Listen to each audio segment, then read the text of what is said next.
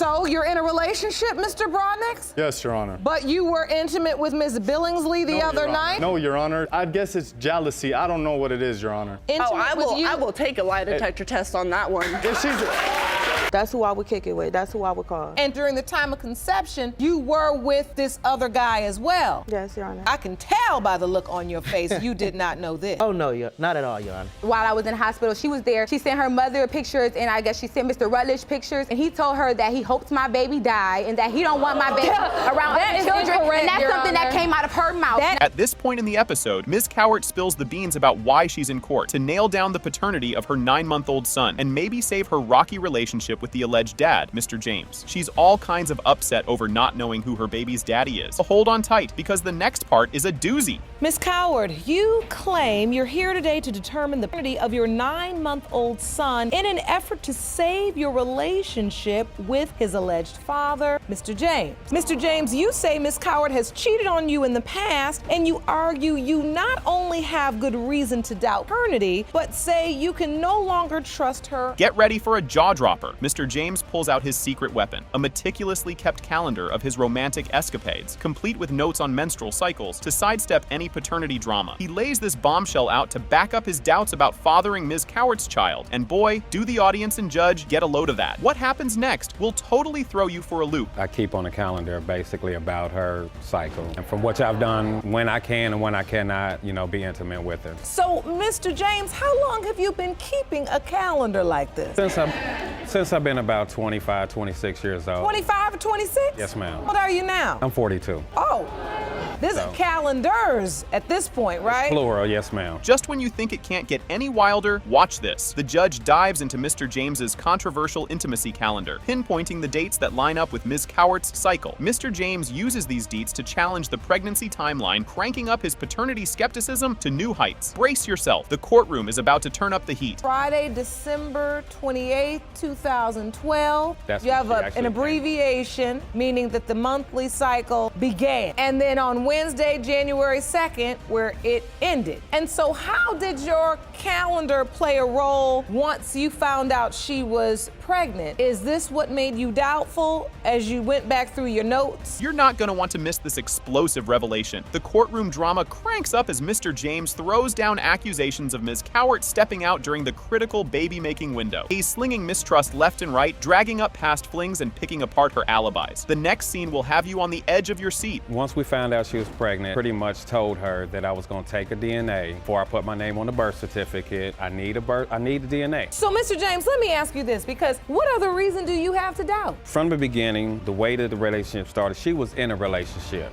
Things are about to get even messier. Ms. Cowart tries to play the reconciliation card for Mr. James's birthday amidst their split, but Mr. James isn't buying what she's selling, grilling her on the details and doubting her motives. Stick around, because their confrontation is about to hit peak drama. You have to recall it. It wasn't that far. It wasn't that far. He's saying it's been days and weeks. It wasn't that long. It was maybe 3 or 4 days. It was not weeks, and it was not. When Taj was born, who was at the hospital? Anybody there? Mr. James was at the hospital. He was there the whole time. Did you sign the birth certificate?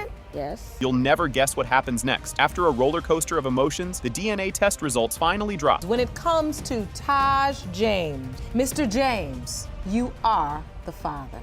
Thank you.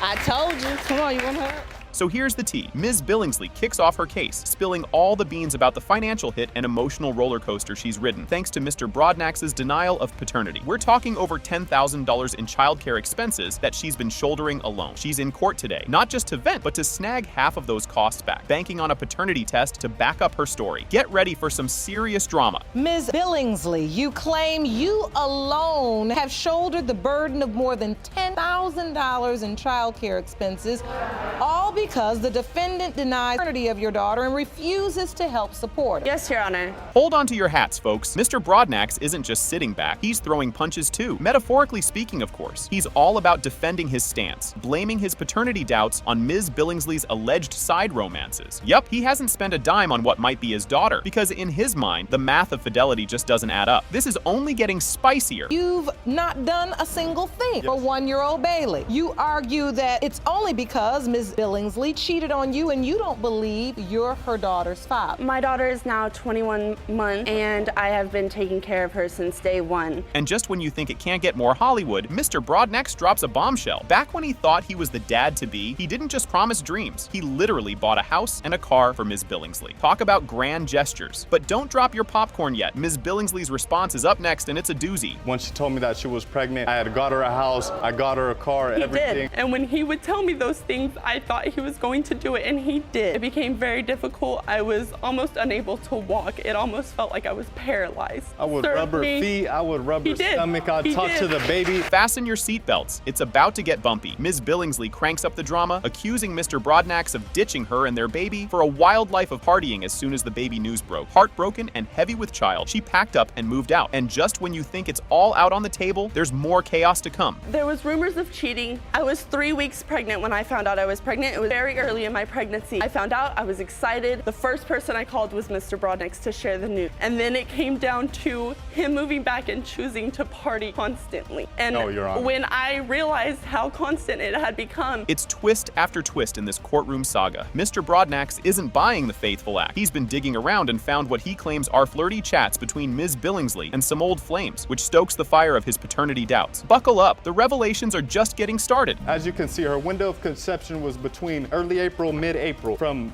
the 10th to the 18th, I believe. And then that's my work schedule. I was out of town from the 6th to the 19th. When you started having doubts, you went to a conception app. Yes. And so you entered Bailey's birthday, which is January 5th, 2013. Just when you think you've seen it all, both parties are slinging mud about cheating now. Mr. Broadnax is all about the distrust, while Ms. Billingsley is standing her ground, adamant about proving he's the dad with a DNA test. The tension is palpable, and you won't believe what's uncovered next. 4 months it started getting rocky. We started arguing a lot. Her claiming I was cheating. Me, DNA tests, when I brought that up, she would always that is a lie, Your Honor. She would always get defensive, just like That right is now. a lie. You When see it he right would now. request, She would no, when always he get would request the defensive. DNA test, I told him absolutely there's no doubt in my mind. Let's do That's it. a lie. So Your Honor. why- You want to would have a always DNA refuse. test? I'd be more than happy to prove. Jaw drop moment coming in 3, 2, 1. Boom. Miss Billingsley throws a curveball, claiming she and Mr. Broadnax had a recent rendezvous despite his new relationship status. The courtroom's buzzing with whispers and side eyes. This emotional tangle, it's juicier than a season finale cliffhanger. He sure didn't have a problem laying me down the other night, did you? She's lying, Your Honor. I'm lying. So you're in a relationship, Mr. Broadnax? Yes, Your Honor. But you were intimate with Ms. Billingsley the No, other Your Honor. night? No, Your Honor. I guess it's jealousy. I don't know what it is, Your Honor. Intimate Oh, I with will. you? I will take a lie detector test on that one. If she's You think I should send him back for a lie detector test? Well, all right. Are you ready for this? Drumroll, please. The DNA results are in. It has been determined by this court. Mr. Broadnax, you are the father. You're not gonna believe this. Mr. Robinson discovers the bombshell that his adorable 3-year-old Brandon Jr. might not actually share his DNA after a whole 12 years with Ms. Fuller. Just when he thought popping the question was the big play, life throws him a curveball that shatters his heart and cancels the wedding plans. Buckle up, because this roller coaster is just getting started. After a 12-year relationship, the defendant, she confessed that you may not be your biological child. Your engagement to Ms. Fuller is broken off and your heart is in ruins. Yes. You may now lose your son too. Yes, Your Honor. Talk about a plot twist. In a courtroom scene straight out of a daytime drama, Ms. Fuller drops a truth bomb, admitting that when little Brandon Jr. was conceived, she was juggling more than holiday plans. She kept her paternity doubts a secret from Mr. Robisol, stirring up a hurricane of emotional chows. Strap in. The next reveal is a doozy. Ms. Fuller, you admit that you were indeed sleeping with another man at the time Brandon Jr. was conceived. Yes, Your Honor. Furthermore, you acknowledge you hid your doubts about paternity from Mr. Robinson. Yes, Your Honor. Wait, it gets wilder. The plot thickens as Mr. Robison lays out how he stumbled upon the paternity predicament. Financial woes had forced him and Ms. Fuller back to their mom's basements, and it was at Uncle Jerry's raucous 50th birthday bash that doubts started to whisper. Next up, things go from soap opera to reality TV. 6 months. My son was 6 months. We had to separate because we had to move. So you all were in a We relationship? were in a relationship. 6 months in, we had to move. We fell on some hard times. Okay. She moved back to her mom. The day that it happened, it just so happened to be a birthday party also. I take him to the birthday party. Oh, the drama. In a confrontation that could make reality TV blush, Mr. Robinson grills Ms. Fuller on her mysterious week-long vanishing act, pushing her to confess her time spent with the possible real baby daddy. The courtroom gasps are so loud, you'd think they were audience sound effects. Stick around, it's about to get even juicier. What got in your mind to where when she finally called you from the private number, it was, is Brandon Jr. my son? How did you come to that? Why would you just disappear? He started looking like the other guy to me when he was 6 months. I have a picture. Grab your tissues. Amid the chaos, Mr. Robinson shares tear-jerking tales of Brandon Jr. dozing off on his chest, painting a picture of a father-son bond that's thicker than a biological certificate. Don't touch that dial. The emotional floodgates are just opening. Sleeping on my chest at night, everything. I mean, I barely move. I mean, you know, like I would sleep like this. I know that move. Really? He's the only guy my son knows as a father. So that's my son. Daddy, daddy, daddy.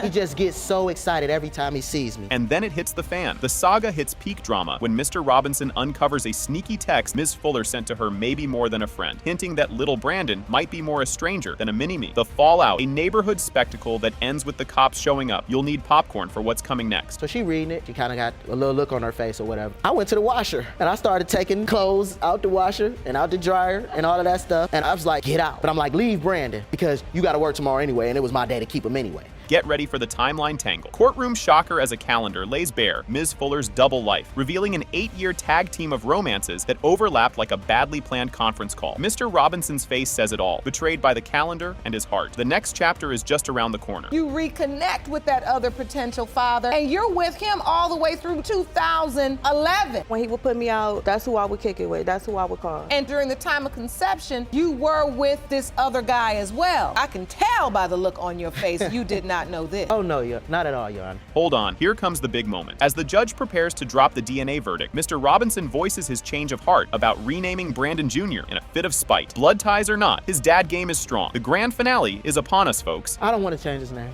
I don't want to change his name.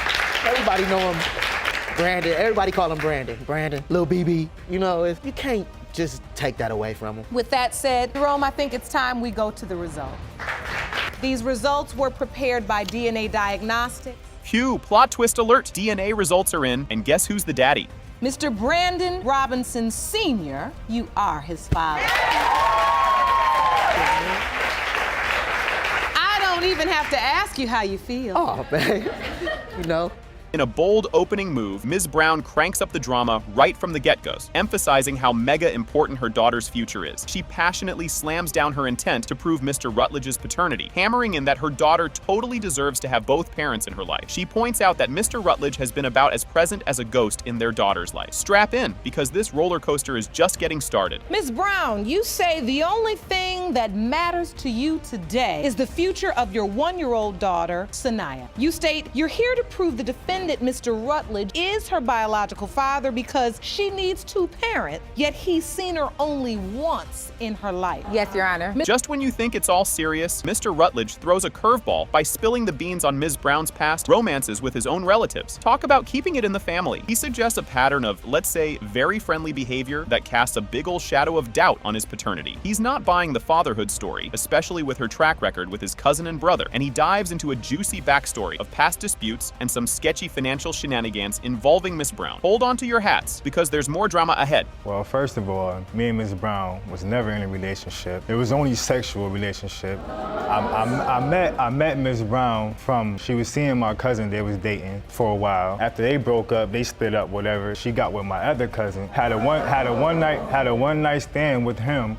And just like that, Ms. Brown is on the defense, fighting back against Mr. Rutledge's accusations with the fury of a reality TV star. She's baffled, like really, asking why on earth Mr. Rutledge would roll the dice on an unprotected rendezvous if he thought she was the town bicycle. She stands her ground, fiercely defending her honor and trying to scrub clean her past actions. Grab your popcorn, folks, because this clash is heating up. If he felt that I had one night stand with his cousin or his brother while I turned around and have unprotected sex, I never. He knew how I was. He knew everything before, you know, any before we started even messing with each other because we had mutual friends. We were around each other. He had a chance to get to know me and everything. And as you can see, he still decided to have contact with me. Here's where it gets soap opera level complicated. The chat about Ms. Brown's pregnancy throws us into a whirlwind of mixed signals. Mr. Rutledge is all over the map, first questioning her plans about the baby, then begrudgingly agreeing to chat more in person. This moment is like a telenovela cliffhanger, full of uncertainty and emotional baggage. The plot thickens, so don't touch that dial. I'm like, I'd rather you come here and talk to you in person. He like, no, what is it? So I told him like, I'm pregnant. So he kind of got quiet for a little bit. He like, you pregnant? What you gonna do? Then he like, never mind, I'll be over there. Which like probably like 30 minutes to an hour later, he came over there on his daughter's Peking Gray bike and wanted to know, you know, what was going on about the pregnancy. So, you know, he didn't believe me at first, so I had to show him the paper. I showed him the paper and everything. Like, see, you know, I'm pregnant. He don't know what I'm gonna do. He really kind of leaned towards me getting an abortion. He wanted me to get an abortion. While the baby's arrival should be a time of joy, Mr. Rutledge decides to skip the party, deepening the plot twist. His sister steps up to the plate, supporting Ms. Brown in the hospital, showcasing some serious family division. Mr. Rutledge doesn't make things any better with his not so warm and fuzzy comments about the newborn. The saga continues, and trust me, you don't want to miss what's next. First of all, it was never about the baby. It was all about she wanted to be with me. She don't care whether the baby minds or not. When you gave birth to Sanaya, did Mr. Rutledge, did he show up to the hospital? No, his sister, Mrs. Rutledge, was there when I had the baby. She was there like every day while I was in the hospital. She was there. She sent her mother pictures, and I guess she sent Mr. Rutledge pictures, and he told her that he hopes my baby die and that he don't want my baby around other children, and that's something that came out of her mouth. Boom, the DNA test drops like a bomb.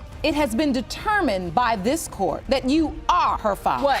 Now what? What y'all gotta say now? What do y'all gotta say now? Exactly. I thought that's what y'all had to say.